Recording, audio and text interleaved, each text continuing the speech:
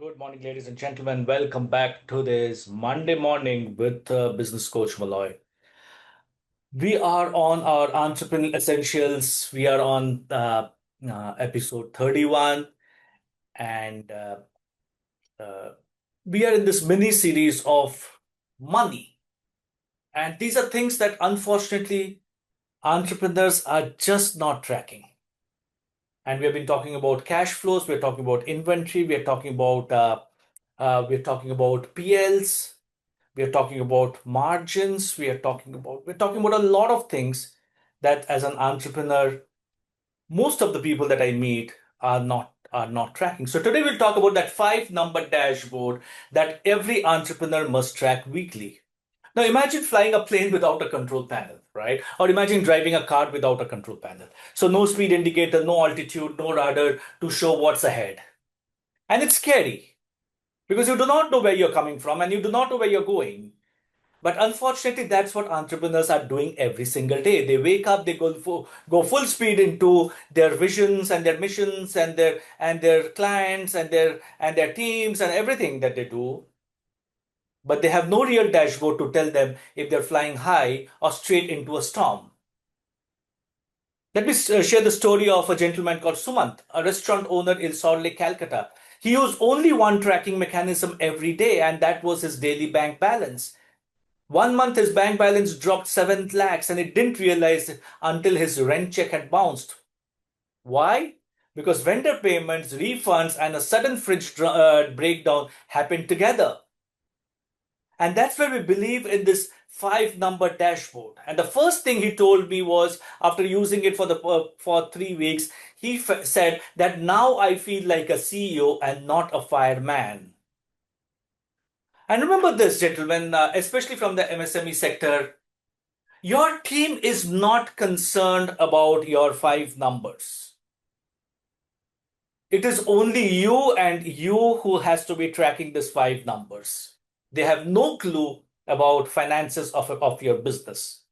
So today I'm going to give you those five numbers, simple, weekly, game changing. And the first number that you need to track is cash in bank, because this is where your oxygen levels are, your business oxygen levels. You can survive one bad sales week, you can bounce back from customer losses, but you run out of cash and the lights actually go off. And that's where I ask my coaching clients that every Monday, are you tracking your real usable cash that you have right now? Not what the bank shows, not what coming in next week, but what is in it that you have in your hand today. A lot of businesses still work on post-dated checks. I think it's one of the most bad habits for a business owner to have. Never have a PDC concept in your business. Because today, what shows in your bank may not be the true number because you have issued five PDCs. So let's break it down. Account balances across all banks.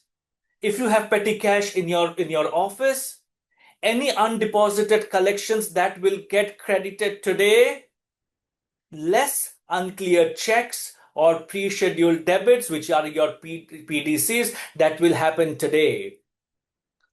Rajesh, an event planner, thought he had 4.2 lakhs, but after accounting for post-dated checks, venue advance payment, and staff dues, the usable cash was 58,000 rupees. This clarity saved him from taking a project next week and potentially defaulting on payment. Have a Google sheet, have an Excel sheet. You don't need Tally for this, gentlemen. Maintain a simple sheet which gets updated every morning.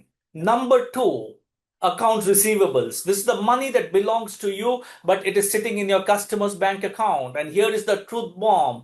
Uncollected revenue is not revenue, it's a risk. Because you do not know whether it's going to come in or not. So what you should track: total outstanding amount, receivables over 30, 60, 90 days, and your top five clients by delay. I was coaching a manufacturing business where 38% of the receivables were more than 90 days. When I asked why they were not following up, the MD said, "We are not a collections company, we are in a business. We don't like asking our clients for money." And what if I ask my clients for money and they decide not to do business with us? So when they had to take a loan for a raw material, I had to remind them you wouldn't need to take loans if it collected what's already yours. So we went out and implemented a weekly client reminder, incentives for early payments, payment terms of invoices. Within 6 weeks, 22 lakhs came in. Receivables is cash in waiting. Don't let them become bad debt in hiding. Number three, your sales close this week. This number is your momentum. Sales is just not a target, it's a trend. If your sales are slowing, it's like your heart rate dropping. You may not feel it right now, but you're heading towards a flat line. What was the value of the sales closed? What were the deals orders confirmed? How many repeat versus new clients? Ask this question to yourself every weekend. Before you go home on a Friday or a Saturday, whichever is your closing date, ask these three questions. So now let me tell you about Preeti, another salon owner, and these are business owners that I keep on meeting. She had great revenue, some weeks, zero others. So once she started tracking weekly bookings and packages sold, she realized her problem wasn't customer, it was inconsistent marketing. Go out and check your marketing. Is it consistent? Go out and check your sales. Is it consistent? Go out and check your marketing. You must be spending a lot of time on marketing, but do you have a CTL link to it? Go out and check everything. Question every money that you're spending. A lot of business owners are not questioning the money that they're spending, whether it is on your vendors or whether it is on your people.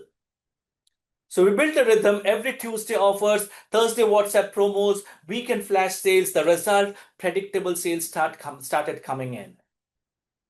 Number four, expenses paid this week. Where is my money going? Most entrepreneurs know their revenue, but they're fuzzy about expenses. It's like earning 2 lakhs and wondering why the bank account is empty at the end of the month. So start tracking weekly your expenses paid, any unusual one-time payments that you have to make, and fixed come variable spend. And a cash flow that we have spoken about in the past is a great tool to have. Projected cash flow, put down all the numbers. And if you put down the numbers, you'll realize that where your business truly is. The golden rule is review expenses like a hawk. Is this essential?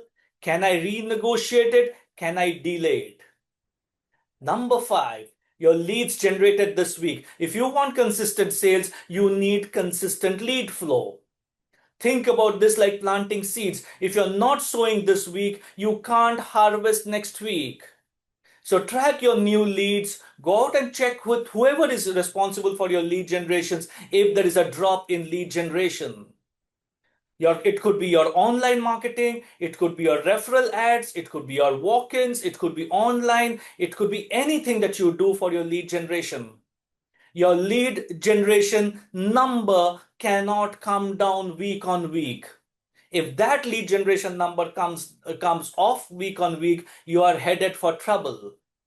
A coaching client in the tiles business had great products but was relying only on word of mouth. We set targets, 15 new leads per week through exhibitions, referral, cold calls, meta ads, Google ads, SEO, whatever you may do. Within 3 months, his monthly revenue went up from 6 to 9 lakhs.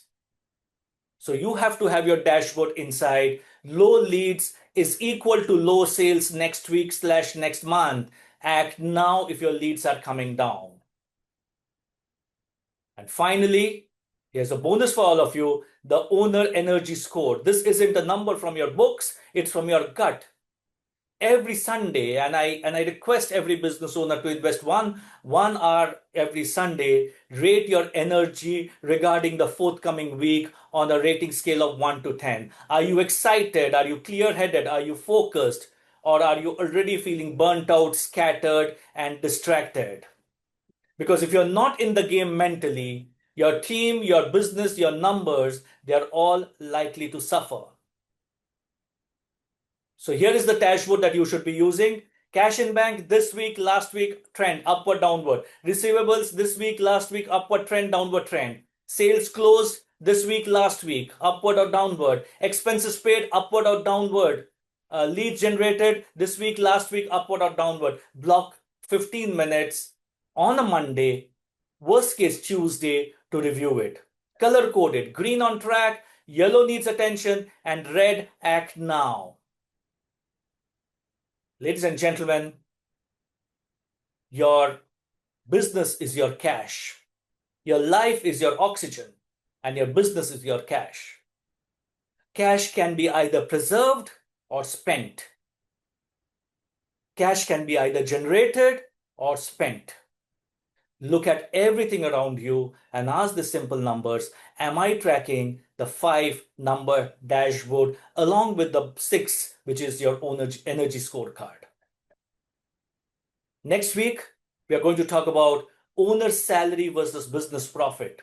How much should you be really taking home? If your business is growing but your personal bank balance isn't, this is something that's a must watch for all of you.